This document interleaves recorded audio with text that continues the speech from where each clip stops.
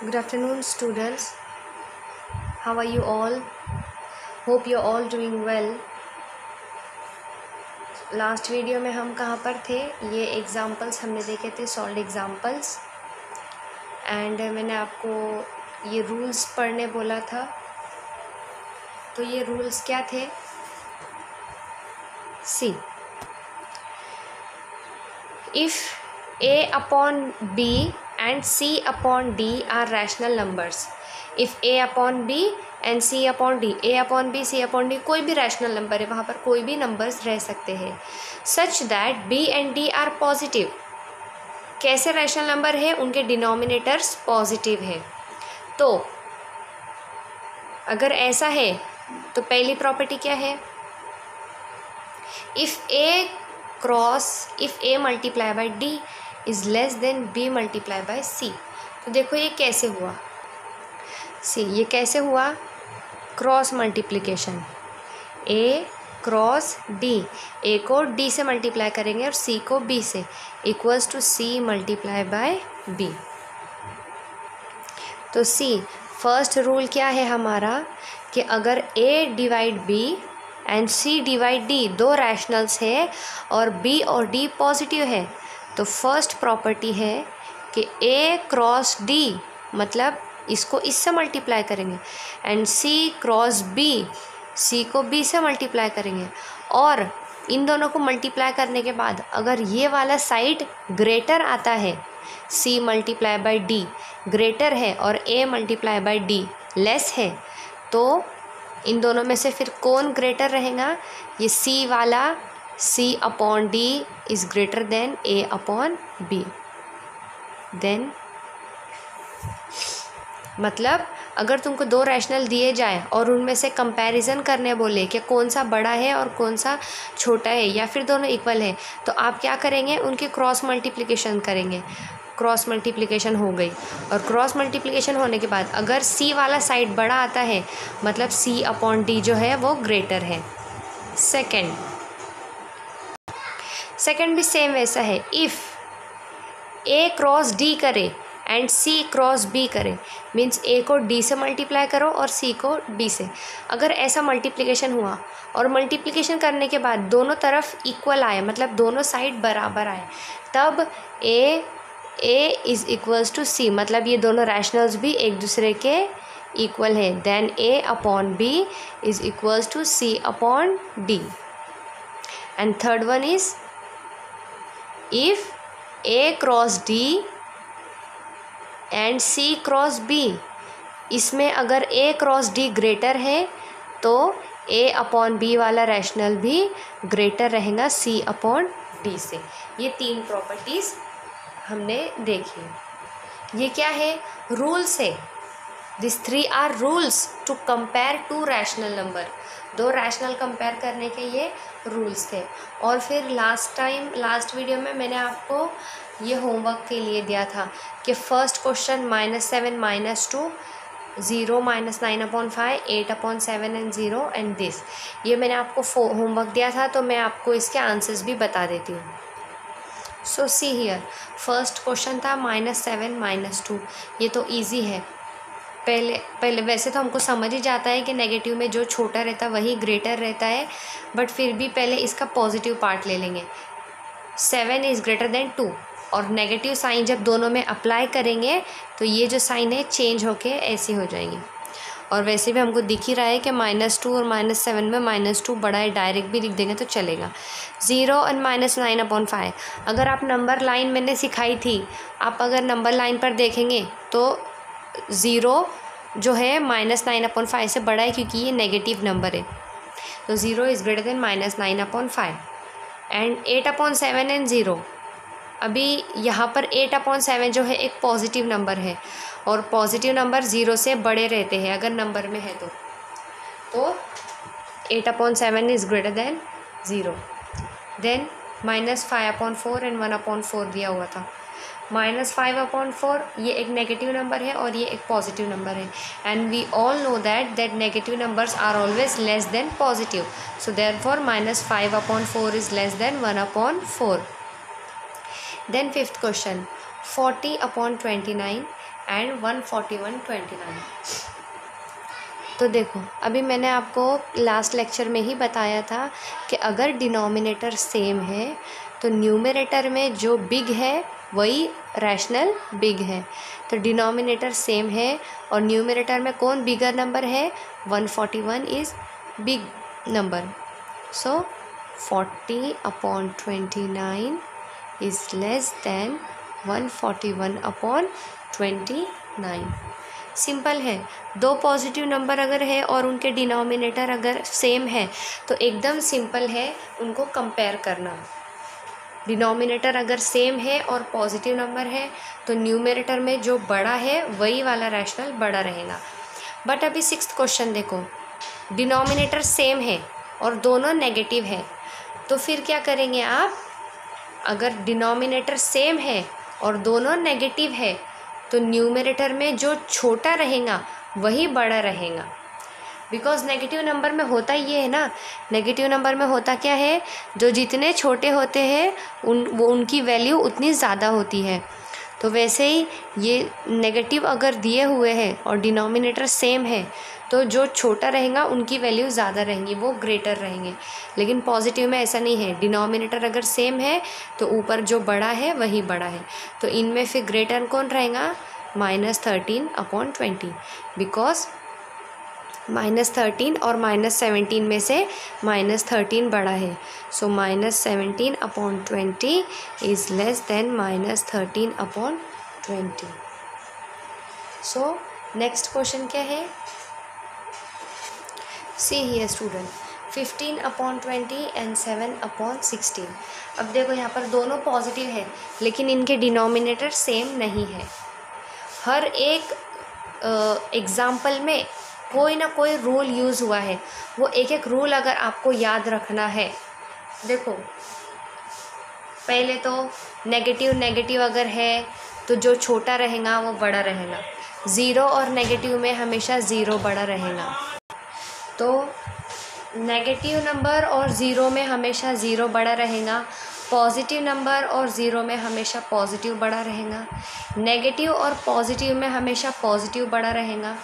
अगर denominator same है और दोनों नंबर पॉजिटिव है तो न्यूमरेटर में जो बड़ा है वही नंबर बड़ा है। अगर डिनोमिनेटर सेम है और दोनों नेगेटिव नंबर है तो न्यूमरेटर में जो छोटा है वो बड़ा है। और अब क्या देखेंगे, दोनों पॉजिटिव है लेकिन डिनोमिनेटर भी सेम नहीं है, तब क्या करेंगे? ये देखो फर्स्ट सॉल्व्ड एग्जाम्पल फर्स्ट मैंने आपको बताया था, ये उसी की तरह करना है हमको। 15/20 को किससे मल्टीप्लाई करना है? इसके डिनोमिनेटर से 16 से मल्टीप्लाई करना है।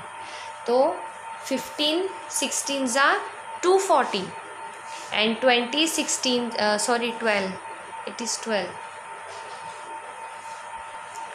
is 12 not 20. So 12 multiply by 16, 12 16 ज़ा 192। तो ये नंबर को हमने इसके डिनोमिनेटर से मल्टीप्लाई करें, अब ये नंबर को इसके डिनोमिनेटर से मल्टीप्लाई करेंगे। 7/16 को 7/16 multiply by 12 multiply by 12 equals to 12 7 ज़ा 84 एंड 12 16 ज़ा अगेन 192। दोनों हो गए। नाउ ये दोनों जो न्यू आए हैं उनको कंपेयर करेंगे। 240/190, पहले ये नंबर लिखेंगे देन ये नंबर लिखेंगे। 84/192। अब देखो डिनोमिनेटर सेम हो गए, तो फिर डिनोमिनेटर सेम है। अभी मैंने आपको 5th क्वेश्चन में क्या रूल बताया था, डिनोमिनेटर और सेम है और पॉजिटिव नंबर है तो न्यूमरेटर में जो ग्रेटर है वही वाला ग्रेटर है। 240 और 84 में कौन बड़ा है? 240 बड़ा है, देयरफॉर ये वाला साइड ग्रेटर है। और 240 किससे बना है? इससे बना है 15/12 से, तो 15/12 इज़ ग्रेटर देन 7/16। बहुत ही इजी क्वेश्चन है। अगर डिनोमिनेटर सेम नहीं आया और दोनों पॉजिटिव नंबर है तो ये नंबर को इसके डिनोमिनेटर से और ये नंबर को इसके डिनोमिनेटर से मल्टीप्लाई कर लेने का। दो नंबर जो आएंगे ना वे उन दोनों को फिर कंपेयर करने का। उनमें जो जिसका न्यूमरेटर बड़ा है, ऊपर वाला नंबर जिसका बड़ा है, उसको सिलेक्ट करने का। वो सिलेक्ट किससे हुआ है? इससे हुआ है, इसके लिए वो नंबर बड़ा है। अब वैसे ही हम देखो 8th क्वेश्चन सॉल्व करेंगे। -25/8, 25 and 8 and -9/4। तो अभी देखो इसका डिनोमिनेटर तो सेम, मतलब डिनोमिनेटर सेम नहीं है इसके, है ना। अगर दोनों नेगेटिव नंबर हैं, अगर डिनोमिनेटर सेम रहते थे तो हम 6th क्वेश्चन के जैसा उसको सॉल्व कर लेते थे, लेकिन इसके डिनोमिनेटर सेम नहीं है। तो डिनोमिनेटर सेम कैसे होंगे? 8 है और 4 है। 4 के टेबल में 8 आता है ना। 4 कितने सा 8 होता है? 4 2 सा 8 होता है।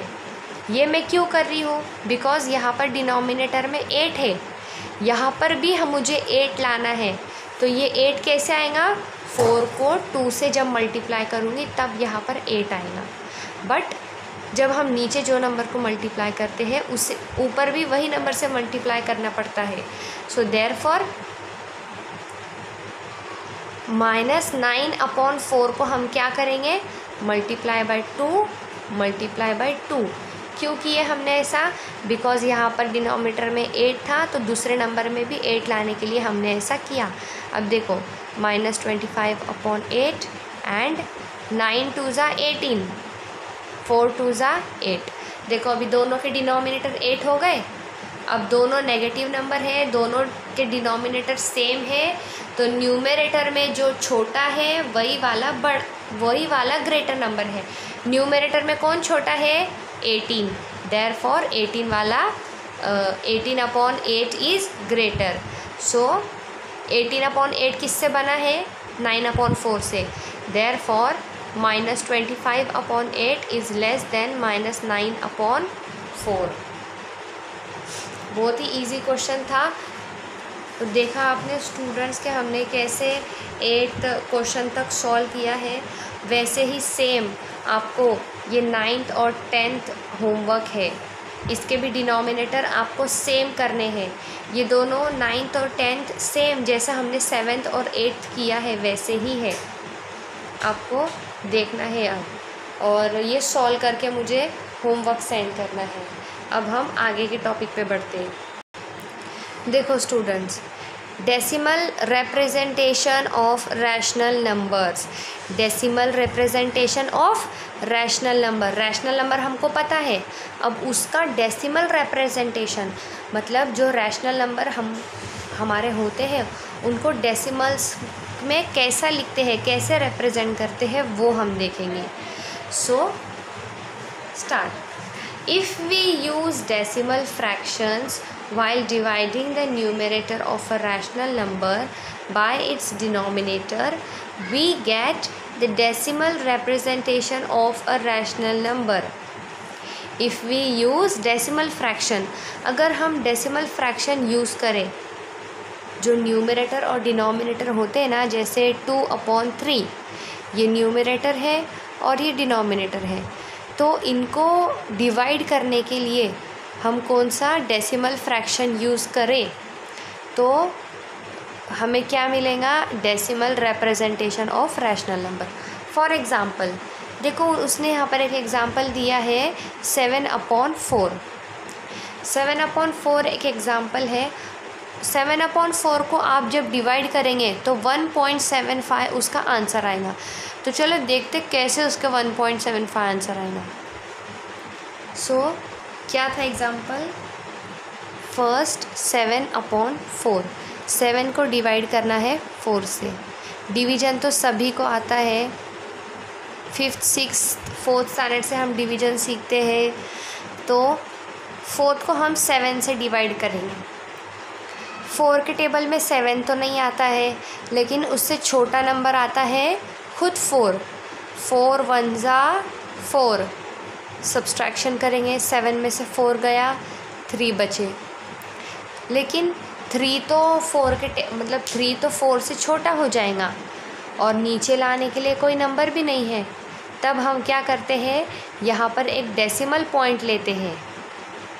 डेसिमल पॉइंट क्यों लेते हैं? डेसिमल पॉइंट लेने के बाद हम यहाँ पर ज़ीरो ले सकते हैं कितनी भी बार। अब देखो ये जो 3 था, 3 4 से छोटा था, 4 के टेबल में नहीं आता, वो 3 4 से छोटा है, तो फिर कैसे आंसर आएगा आगे। तो यहाँ पर हमने डेसिमल पॉइंट लिया, ये पॉइंट को डेसिमल पॉइंट बोलते हैं, और फिर आगे एक हम कितने भी ज़ीरो ले सकते हैं। अब ये 30 हो गया जो 4 से बड़ा नंबर है, बट वो अभी भी 4 के टेबल में नहीं आता है 30, तो उससे छोटा 28, 7 4 7 ज़ा 28, 4 9 ज़ा 36, सॉरी 4 8 ज़ा 32, 4 7 ज़ा 28, 30 नहीं आता है, लेकिन उससे छोटा कौन सा आता है 28। तो 30 में से 28 गए तो 2 बचेंगे, देन 2 भी फिर 4 से छोटा हो जाएगा, 2 यहाँ पर फिर से छोटा हो गया, तो इसको बड़ा करने के लिए हमको आगे ज़ीरो लिए, लेकिन डेसिमल पॉइंट वापस से नहीं देना है, डेसिमल पॉइंट एक ही बार देते हैं। फिर 20 हो गया, अब ये 4 से बड़ा हो गया और 24 के टेबल में आता है। 4 5 ज़ा 20, 20 माइनस 20 इज़ 0, 0 यहाँ पर आया। अब हमारा आंसर जो है टर्मिनेट हुआ। जब यहाँ पर 0 आ जाता है ना, तो इसका मतलब आंसर क्या हो गया, टर्मिनेट, ख़त्म हुआ, पूरे सही तरीके से ख़त्म हुआ। तो ये इसी को बोलते हैं टर्मिनेट। अगर यहाँ पर 0 नहीं आता है तो उसे कहते हैं नॉन टर्मिनेट। अगर यहाँ पर 0 नहीं आएगा तो वो नॉन टर्मिनेट, और अगर 0 आ गया तो वो आंसर टर्मिनेट हो गया। तो देखो 1.75 हमारा आंसर आया था, और 7/4 का भी क्या आया है 1.75। तो इसी को बोलते हैं, ये क्या है, रैशनल नंबर। 7/4 एक रैशनल नंबर है, और उसको सॉल्व करने के हमने पॉइंट में आंसर लाया, डेसिमल पॉइंट, तो ये हो गया decimal representation. In this case after dividing 7/4 the remainder is 0। आखिरी में हमने रिमाइंडर 0 लाया था ना, तो रिमाइंडर क्या आया था 0, और हमारा आंसर क्या हुआ था, मतलब डिवीज़न जो है वहाँ पर ख़त्म हो गया था। जहाँ पर 0 आया था वहाँ पर डिवीज़न की प्रोसेस ख़त्म हो गई थी। तो ऐसे जो डेसिमल फॉर्म होते हैं जो आखिरी में 0 आ जाने के बाद ख़त्म हो जाते हैं, मतलब उनका आखिरी में 0 आ जाता है, तो उससे हम कहते हैं टर्मिनेटिंग डेसिमल फॉर्म। ऐसे डेसिमल फ्रैक्शंस कि जिनके आंसर टर्मिनेट हो जाते हैं, मतलब डिवीज़न करने के बाद 0 आ जाता है, आखिरी में रिमाइंडर 0 आ जाता है। तो अगर 0 आ गया रिमाइंडर, मतलब वो डेसिमल फॉर्म कैसा था, terminating decimal form. We know that every rational number can be written in non terminating recurring डिसर्मिनेंट। और मैंने आपको नॉन टर्मिनेटिंग भी बताया है। अगर कोई डेसिमल फ्रैक्शन सॉल्व करने के बाद 0 नहीं आता है, चलते ही रहेगा अगर वो, तो वो नॉन टर्मिनेटिंग है। और रिकरिंग का मतलब आपको एक एग्जांपल से बताती हूँ। तो देखो 6 और 7 हमने टर्मिनेटिंग और नॉन टर्मिनेटिंग देख लिया। जिसका रिमाइंडर 0 आ जाएगा वो टर्मिनेटिंग, जिसका रिमाइंडर 0 नहीं आएगा वो non terminating. And now recurring देखते हैं क्या है। 6 को हम 7 से डिवाइड करते हैं, तो 6 1 ज़ा 6, बिकॉज 7 टेबल में नहीं आता है। 7 में 6 गया, 1 बचा, लेकिन 1 6 से छोटा है। यहाँ पर डेसिमल पॉइंट लेंगे, यहाँ पर 0 लेंगे। नाउ 6 के टेबल में 10 तो नहीं आता है, लेकिन उससे छोटा, अगेन 6 1 ज़ा 6, 10 माइनस 6 4, अगेन 0, 6 ज़ा 36, बिकॉज 6 7 ज़ा 42 हो जाएगा जो इससे बड़ा है। 6 6 ज़ा 36, 40 माइनस 36, अगेन 4, 0 लेंगे। 6 6 ज़ा 36, 40 माइनस 36, अगेन 4, 0 लेंगे। ये ख़त्म होगा क्या? नहीं, ये चलते रहेगा। 6 लेंगे, 36, 40 माइनस 36 4, 0, 6 लेंगे 36, ये चलते ही रहेगा, ये कभी भी ख़त्म नहीं होगा। कितने भी आगे हम चले जाए तो ये ख़त्म नहीं होगा, 6 6 6 आते ही रहेगा। तो ऐसे एग्ज़ाम्पल्स कि जिनके ये टर्मिनेट नहीं होते, नॉन टर्मिनेटिंग है, और आंसर जो है ये 6 6 6 6 रिपीट होते रहेगा, ये रिपीट होते रहेंगे। इसको ये जो रिपीट होते हैं ना, उसी को बोलते हैं रिकरिंग। रिकरिंग मीन्स रिपीट होना। यहाँ पर 6 क्या हो रहा है, रिपीट हो रहा है अगेन एंड अगेन, तो ये हो गया रिकरिंग। तो जो रैशनल्स होते हैं, एवरी रैशनल नंबर कैसे होते हैं, नॉन टर्मिनेटिंग, वो ख़त्म भी नहीं होते हैं, और रिकरिंग, और वो रिकरिंग होते हैं, मतलब एक ही नंबर चलते रहता है। जैसे तुम घर पे ट्राई करके देखो, ये होमवर्क है, या आप सबको ट्राई करना है। 7/6 का मैंने एक एग्जांपल बता दिया आपको, 6 6 कैसा रिकरिंग हो रहा था। और जो रिकरिंग होते हैं, अब 6 रिपीट हो रहा है ना, तो मैं बार बार 6 लिखना, तो कितनी बार लिखेंगे, तो उससे अच्छा कैसा लिखते हैं, 1.16 और 6 के ऊपर या तो एक डॉट दे दो, या तो फिर ऐसी एक लाइन दे दो। इसका मतलब क्या होता है कि 6 रिपीट हो रहा है। 5 बार 10 बार 3 बार लिखने से अच्छा क्या करते हैं, या तो उसके ऊपर ऐसा डॉट दे देते हैं, या तो फिर ऐसी उसके ऊपर लाइन दे देते हैं। एक नंबर ही रिपीट होता है तो डॉट देते हैं, ज़्यादा नंबर रिपीट होते हैं तो ऐसे लाइन दे दे, ताकि इसका मतलब क्या होता है कि ये रिकरिंग है, वही रिपीट हो रहा है। तो यहाँ तक आपको स्टडी करना है, ये सब डिविजन्स करके देखना है, कौन सा टर्मिनेटिंग है, नॉन टर्मिनेटिंग है, रिकरिंग कैसे है, ये आपको एग्जाम्पल पढ़ने हैं। Thank you so much.